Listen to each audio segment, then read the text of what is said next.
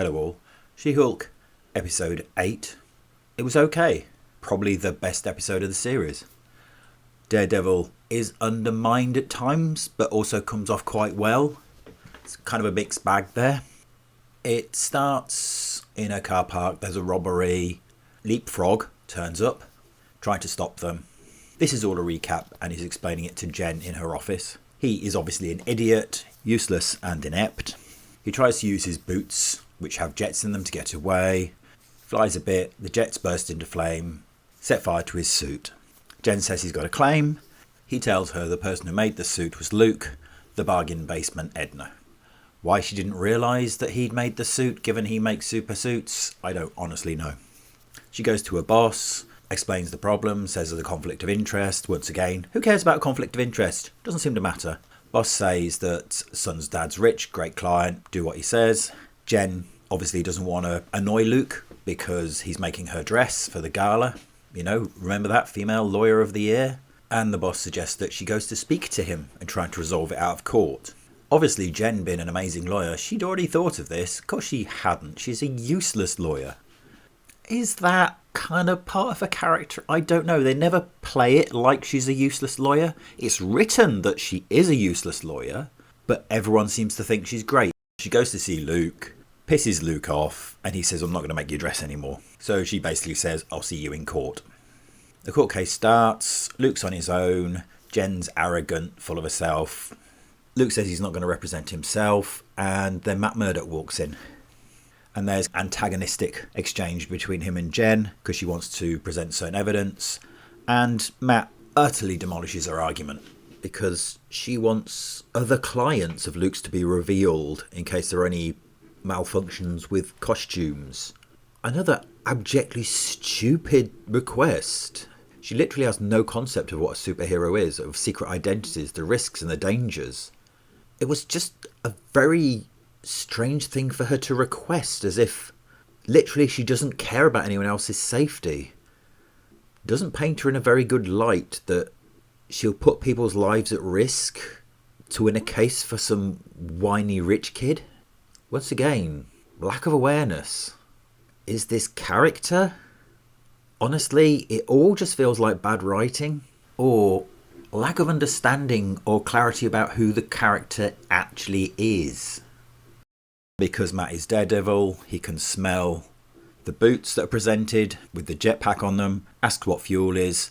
Turns out he used jet fuel, which was not what he was instructed to use. Case over, case dismissed. Why the hell didn't Jen ask that? Isn't that basic? Did you follow the instructions? Again, cracking lawyer, this girl. Lawyer of the Year. Within that exchange, it's revealed that the Sokovia Accords have been repealed, which is interesting to know and explains, well, it doesn't really explain quite what's going on, given what happened in Miss Marvel.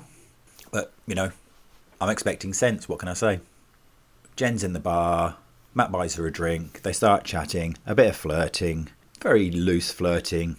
You can tell Jen's getting wet again, and he tells her that she could have the best of both worlds. She can help people as a lawyer, and when the law fails, she can help them as She-Hulk. And she kind of starts listening to him, and it seems to make sense to her. Yeah, Jen, do you remember that thing Bruce told you 7 episodes ago?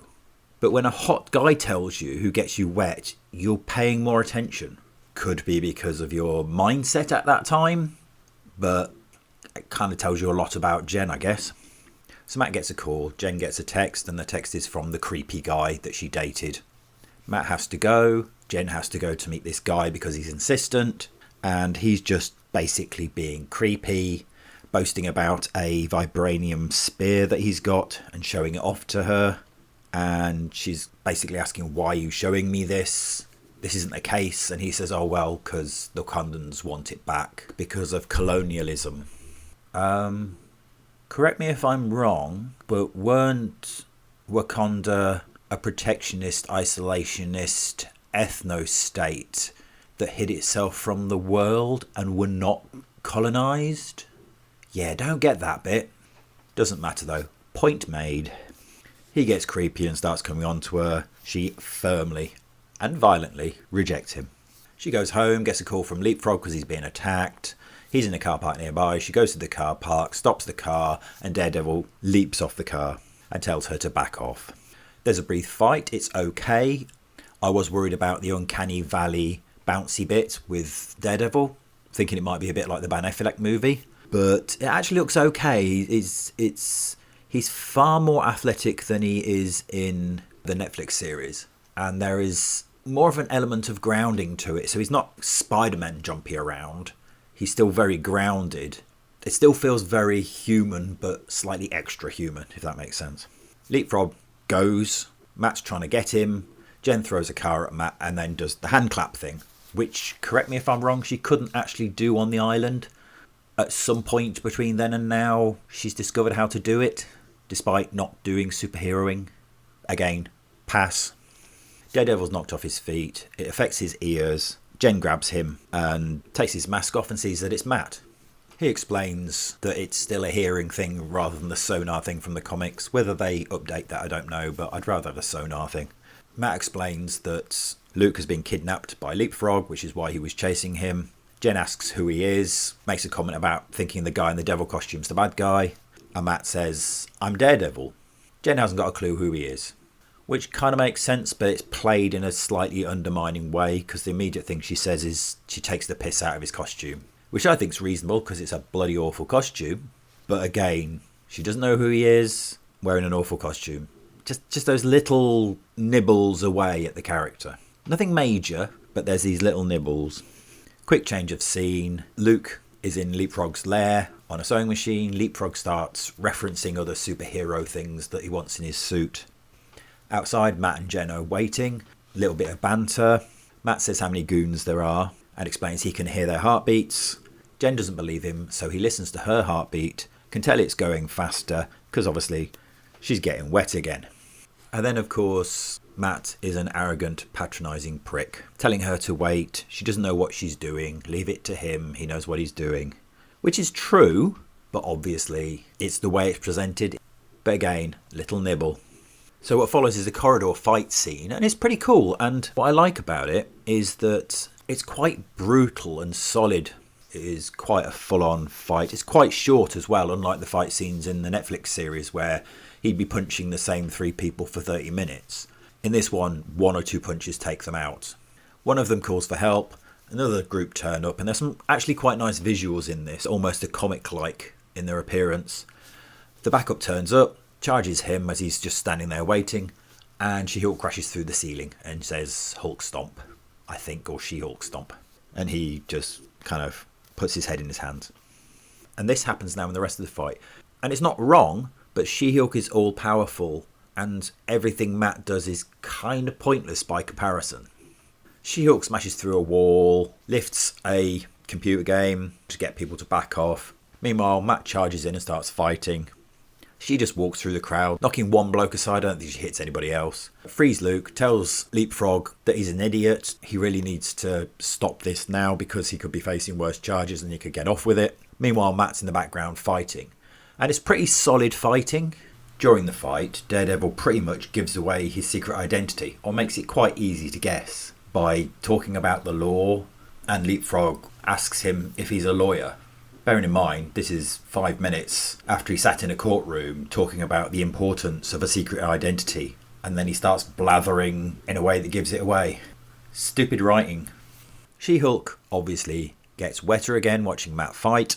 Leapfrog takes the opportunity, jumps out the window, breaks his legs. End of fight. Next scene, police are around. Jen's talking to them. Luke agrees to make her address. Meanwhile, Daredevil's sitting above by a signpost on the roof in a very, very beta pose. When I saw it, it just struck me as a very strange way to sit. There was nothing heroic. Not that he'd be sitting there heroically, but there are certain ways you can carry yourself and hold yourself, and it was a very submissive beta pose that he was sitting in. Maybe me seeing things, but body language matters. Oh, and his costume looks awful, especially from the side when he's turning his head. It just looks so naff. Jen joins him. There's a second of humility from her. There's a bit of banter again between them, which is okay. And basically, they then go back to her apartment and fuck. Because Jen got over what Josh did really quickly, obviously, because it's Jen. And there's actually a moment that made me laugh, where they then flipped to Daredevil, full costume, carrying his boots, doing the walk of shame. I just thought that was quite amusing. Nikki suddenly turns into the room, starts talking about the man walking out in the devil costume, realises that Jen got some boom chicka wow wow. Jen's happy, and Nikki tells Jen that she has to get ready, get the dress on for the gala, because suddenly it's the gala today. Don't know where that came from. Jen talks to the camera confused because she thought that would be the end of the episode. Is this the penultimate episode? Is there a twist? Is she going to be fridged? Is there going to be a Red Hulk? She arrives at the gala, loving herself again, looking like a self-obsessed idiot. Her parents are there, as is the creepy weirdo. The compere is patronising. So anachronistic this was. It's like as if that sort of thing would happen now, and he's basically talking down about women, about female lawyers. It feels like such a fake manufactured victim moment. It's just ridiculous. It really is.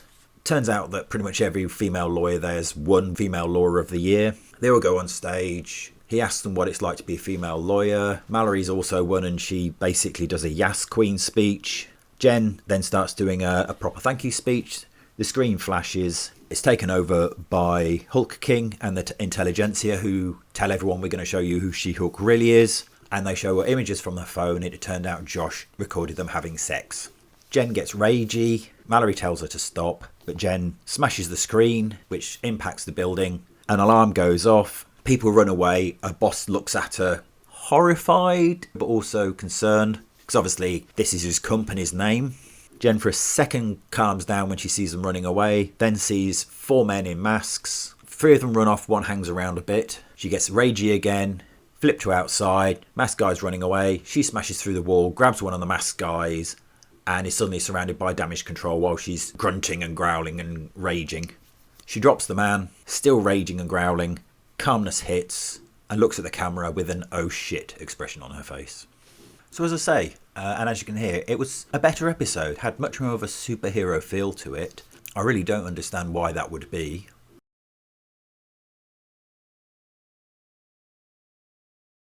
Some decent action from Daredevil, not involving She-Hulk. Daredevil comes across okay. His character's okay. They don't destroy him as Matt too much, no, they don't really destroy him as Matt at all. They kind of make him slightly more human and less brooding. There is a joke about brooding in it. There are those little chips away at the character, though some of that could just literally be your baseline comedy bantery things, because that's the sort of things people do to each other, especially when they're flirting in the manner in which they were, very combative flirting.